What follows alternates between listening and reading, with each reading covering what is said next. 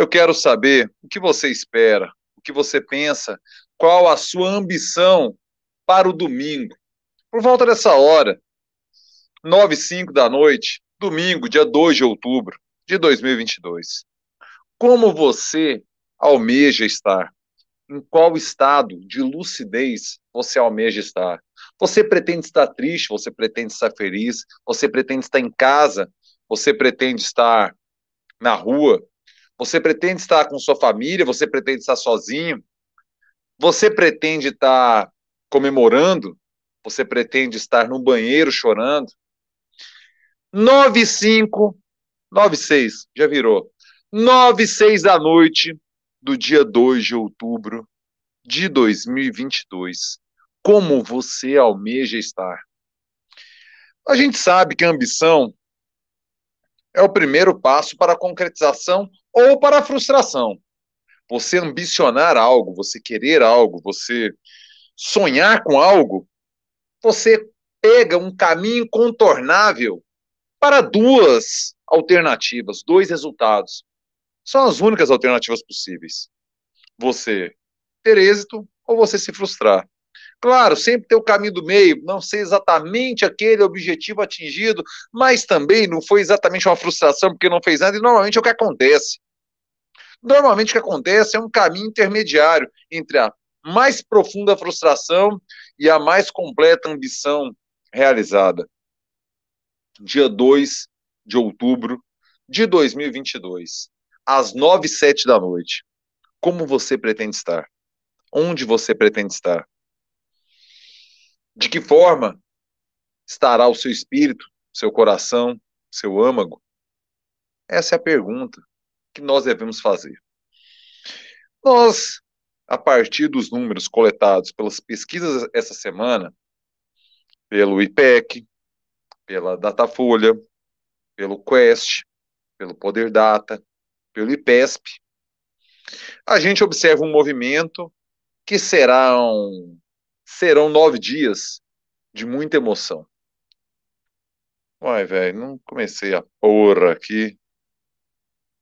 Serão 9 dias de muita emoção. Era para ter feito isso antes, não fiz. Quer começar a live no Instagram. Eu cliquei e não foi. Mas foda-se. Serão 9 dias de muita emoção, serão 9 dias de muitas notícias, serão 9 dias de muita intensidade midiática, mas serão 9 dias de tomada de decisão, serão 9 dias de alteração. Hoje eu ouvi uma expressão falada pela jornalista Malu Gaspar. Ela tem um podcast muito bom, que eu recomendo que vocês ouçam, chamado Interrompendo a Programação. É a Malu Gaspar, que era da revista Piauí, né? Agora está no Jornal o Globo. O Bernardo Melo Franco, que era da Folha de São Paulo, já tem um tempo, alguns anos, já está no Jornal o Globo. E o Marcelo Adnet, o popular Adnet, né? Que era da MTV, agora está na Globo já há um bom tempo. Um ator, um humorista muito conceituado. E os três debatendo o noticiário. A Malu Gaspar trouxe hoje uma informação interessante. Na verdade, não vem uma informação, uma fala. Num daqueles habitantes clássicos de Brasília, já foi lulista, já foi dilmista e hoje bolsonarista é. Um típico, eu não vou falar candango, porque candango remete à primeira geração de pessoas que se mudaram a Brasília, mas um típico habitante de Brasília, um típico habitante do poder brasileiro. Ele falou que agora, a partir de hoje, sexta-feira, dia 23 de setembro, até o dia 2 de outubro de 2022, domingo, é quando a história acontece. Eu gostei muito dessa expressão, dessa reflexão, que somente alguém com muita experiência poderia ter. Porque ele diz que são 9 dias em que a história acontece. Porque agora, minha filha, meu filho, agora é aquele momento, é aquele exato momento em que a história acontece. Por quê? Qualquer mudança agora, cara, não vai ser captada, ou vai ser captada muito em cima da hora e vai se dar como uma revolução. Se é uma disparada do Lula, se é uma crescida para uma virada de Bolsonaro, se é uma viabilização improvável hoje, mas vá lá, os fatos estão aí para acontecer, nos surpreender, uma viabilização improvável de uma terceira via, uma disparada de um Ciro, uma disparada de uma Simone, eles colando no Bolsonaro, uma derrocada do Lula devido a alguma coisa que aconteça, um escândalo novo do Bolsonaro, uma desistência do Ciro, da Simone, sei lá, não faço a mínima ideia. Porque quando a história acontece, meu amigo, a história acontece sempre lhe pegando de calça curta, sempre. Lembre-se do Bon Jovi, always, sim, always, sempre, sempre a história lhe pega de calça curta.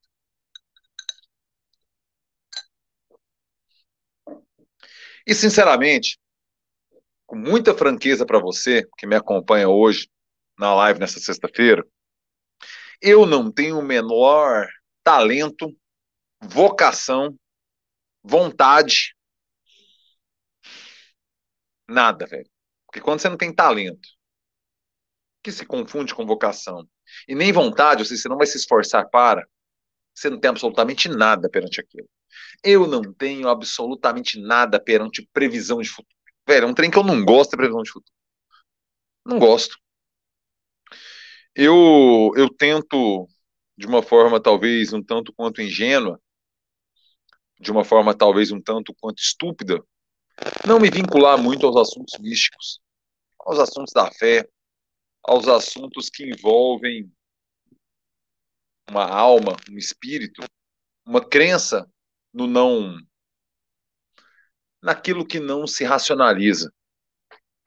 Por isso, eu tenho um bode tremendo quando ficam meio com esse papo, prevendo o futuro.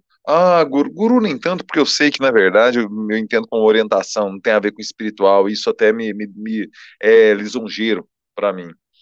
Mas eu tenho um bode tremendo quando partem para questões metafísicas envolvendo o meu trabalho. Cara, eu leio feito um filho da puta em relação à história. Eu ouço 30 mil podcasts por dia, eu leio igual uma mula para falar que não é análise, para falar que é misticismo. Não gosto, não gosto. Nesse sentido, eu tenho, eu excluo essa parte metafísica de qualquer tipo de análise que eu venha fazer. Então, ou seja, pode acontecer? Claro que pode.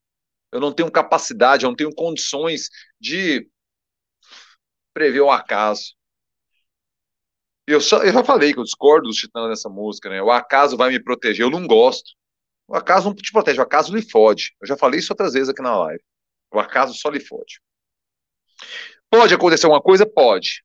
Mas estamos falando aqui de coisas, de construções históricas, daquilo que já aconteceu, da nossa experiência, do que a gente já viveu. A gente está nesse momento em que a história acontece, que eu concordo muito com a tese desse deputado ouvido pela Malu Gaspar, fonte da Malu Gaspar.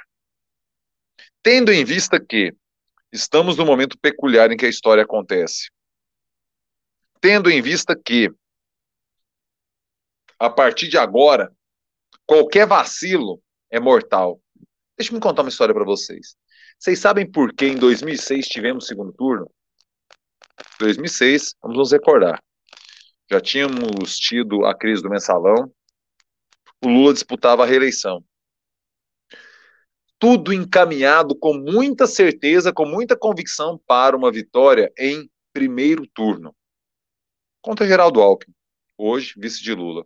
As voltas que o mundo dá. Você se lembra, você se recorda, você sabe por que tivemos segundo turno na eleição de 2006? Quem se recorda? Quem se lembra? Eu vou contar para você porque a gente teve em 2006 segundo turno.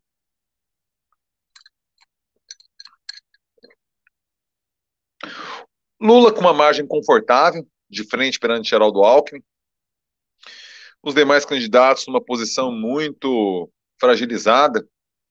Heloísa Helena, Cristóvão Buarque, eram os que disputavam com ele naquele contexto. Ou era o Plínio Salgado? Não, era a Heloísa Helena. Era a Heloísa Helena. Geraldo Alckmin, Cristóvão Buarque, Heloísa Helena eram os candidatos em 2006. Tudo se encaminhando para Lula vencer em primeiro turno. Ele não venceu. Teve segundo turno naquela eleição. E convenhamos, em 2006 era mais certa a vitória de Lula em primeiro turno do que agora em 2022. O que aconteceu no meio do caminho? Qual era a pedra, citando Drummond, no meio do caminho de Lula, do Partido dos Trabalhadores, que não se resolveu a eleição em primeiro turno, mas se resolveu de uma forma um tanto quanto surpreendente no segundo, eu já chego lá. Por favor, não me deixe esquecer disso. Lula, muito convicto, não participou do debate da Globo, na convicção de que a parada estava resolvida. Ali, eu não me recordo se o debate foi na quinta ou na sexta, esse detalhe aqui não me foge. Mas entre quinta e sexta, o eleitor sentiu que o Lula estava de salto alto. Pintou esse sentimento, o cara achou que já ganhou, hein? Nenhum debate vai, não tinha nenhum debate, tal, faltou da Globo, aquele debate final que todo mundo espera, tal, não sei o quê. Houve uma migração de votos para Geraldo Alckmin, que empurrou o Lula para o segundo turno. Sim.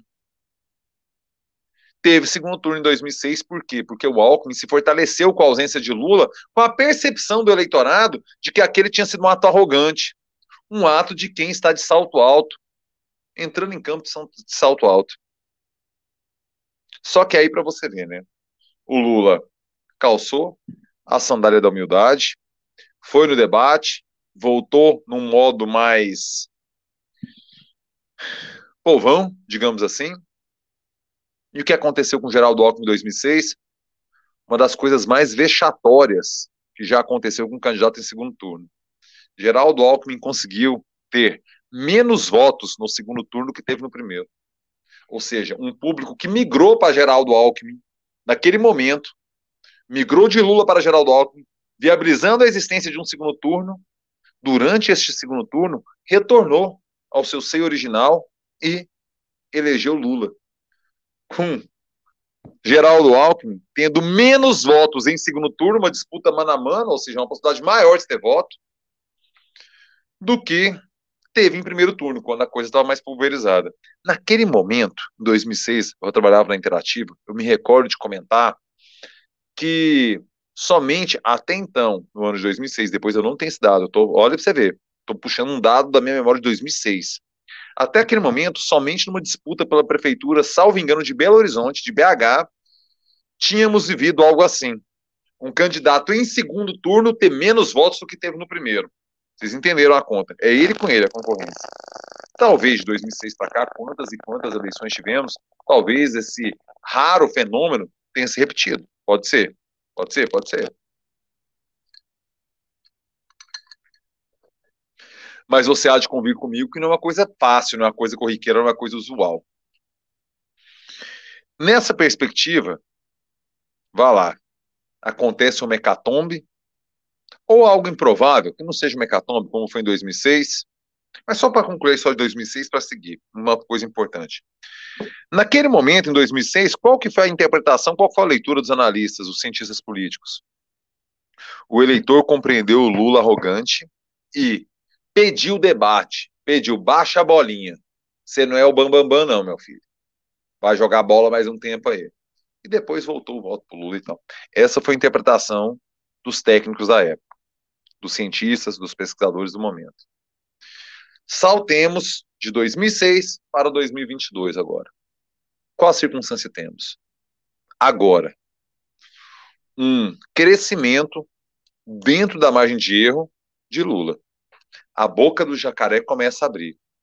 A hipótese de uma vitória de primeiro turno, ela cresce. Se consolida, se concretiza, não podemos dizer. É o momento em que a história acontece. Agora, é inegável, esse é um dado inconteste que é o melhor momento de uma campanha para você crescer. Na reta final, meu filho. É a hora que às vezes as coisas. Vai lá, vamos voltar à expressão do deputado ouvido. Deputado, não sei. A fonte da jornalista Malu Gaspar. É a hora em que a história acontece.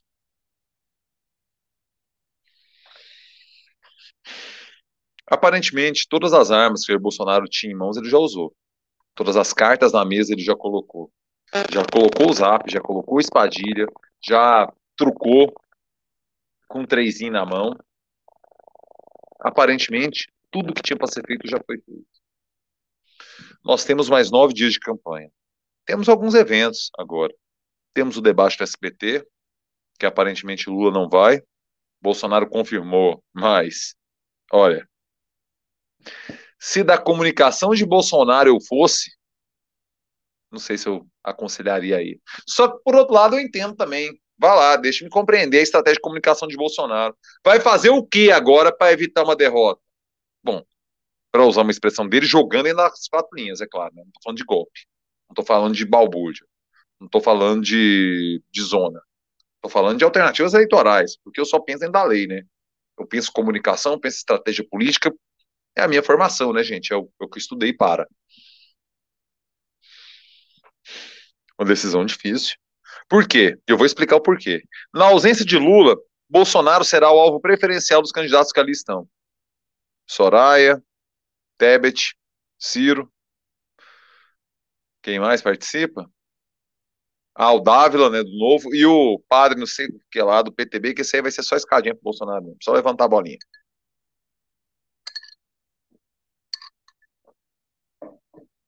Só levantar a bola pro Bolsonaro cortar. Padre Kelman, né? Alguma coisa assim. Jesus, amado. Vai participar de debate. Nesse sentido, nesse contexto,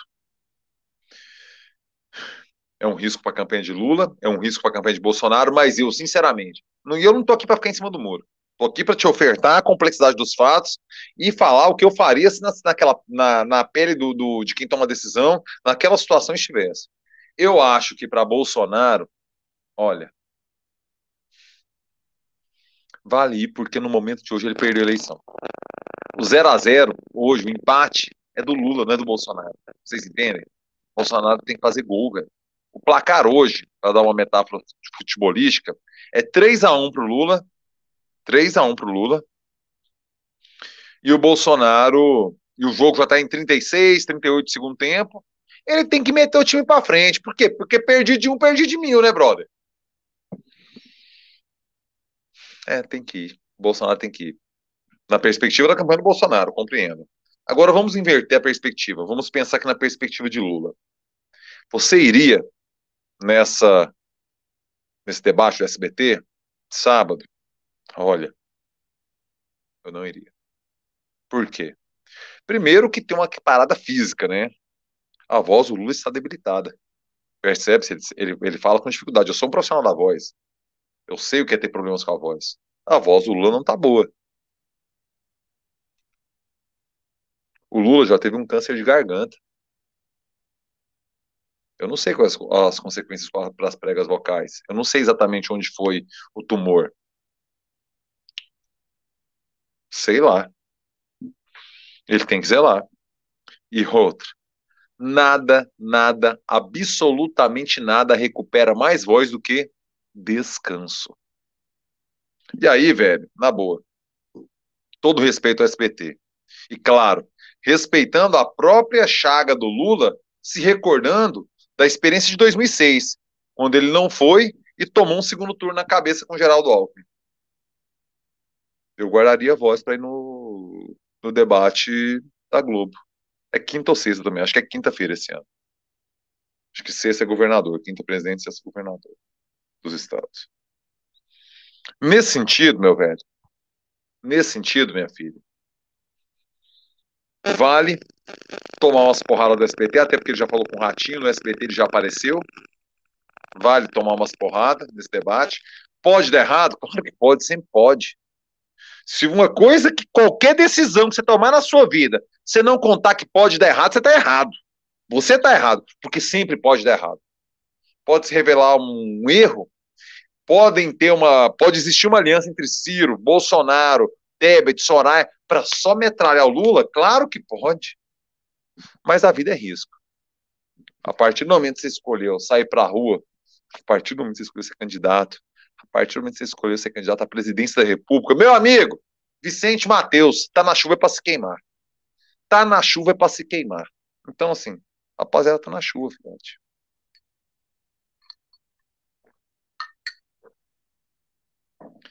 Agora, tudo correndo dentro da CNTP. O que é a CNTP? Você se recorda? Condições normais de temperatura e pressão.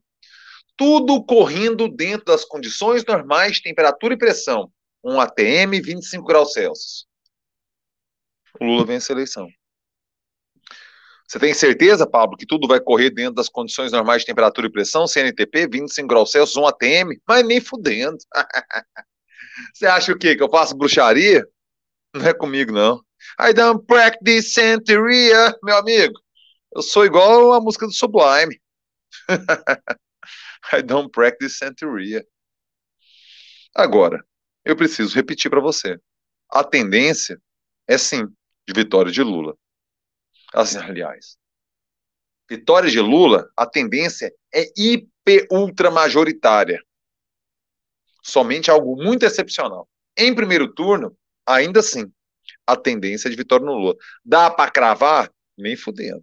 Dá para cravar muito mais a vitória de Lula, seja ela no dia 2, seja no 30 de outubro, do que falar no dia 2. Agora, dia 2 é possível? Porra.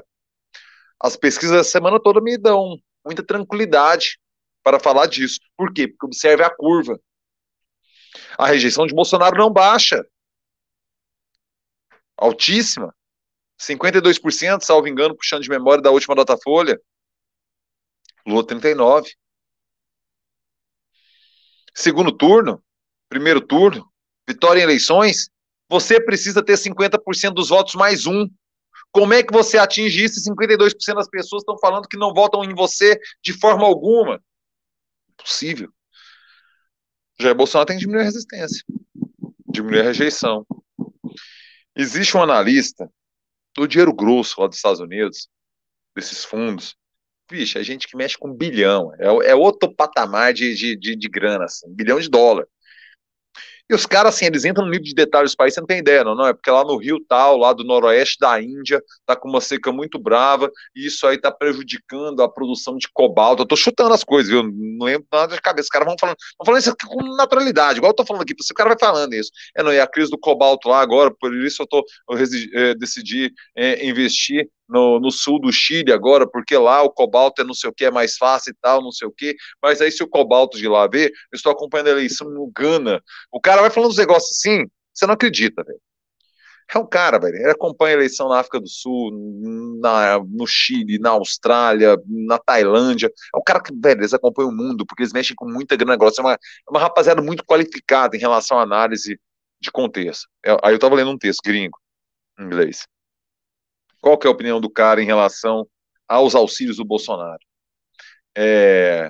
Como que era que ele falou? Too late, too short, se eu não me engano. Era algo assim. Tipo, muito tarde, muito curto, muito pequeno.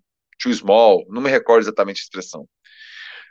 Talvez, se esse auxílio tivesse acontecido em agosto, não de 22, mas de 21, a situação de Bolsonaro fosse outra. Talvez. Talvez naquele momento contesse a inflação, entrasse com política anticíclica lá dentro da Petrobras, interferindo como fez no preço do combustível. Talvez em agosto de 21 fosse criando um cenário de consolidação de bem-estar que agora o Bolsonaro tivesse muito mais competitivo. Mas convenhamos, governar não tem que o Bolsonaro não gosta. Ele não gosta de trabalhar, ele é preguiçoso. Bolsonaro sempre foi preguiçoso. No exército foi preguiçoso, como deputado foi preguiçoso, como vereador foi preguiçoso, como marido foi preguiçoso. Olha a relação dele com a segunda mulher, Cristina. Bolsonaro é preguiçoso, ele não gosta de governar, gosta de trabalhar. Governar é trabalhoso pra caralho, velho. Chato. E ele não gosta, ele gosta de fazer, participar do Super Pop lá e xingar um preto, um gay. É disso que ele gosta. Se Bolsonaro tivesse governado, ele chegaria agora numa situação muito mais confortável. Agora, meu amigo, ele tá assim, ó. Elvis Presley, né? It's now or never. Tá muito mais pra never do que pra now. Essa é a verdade.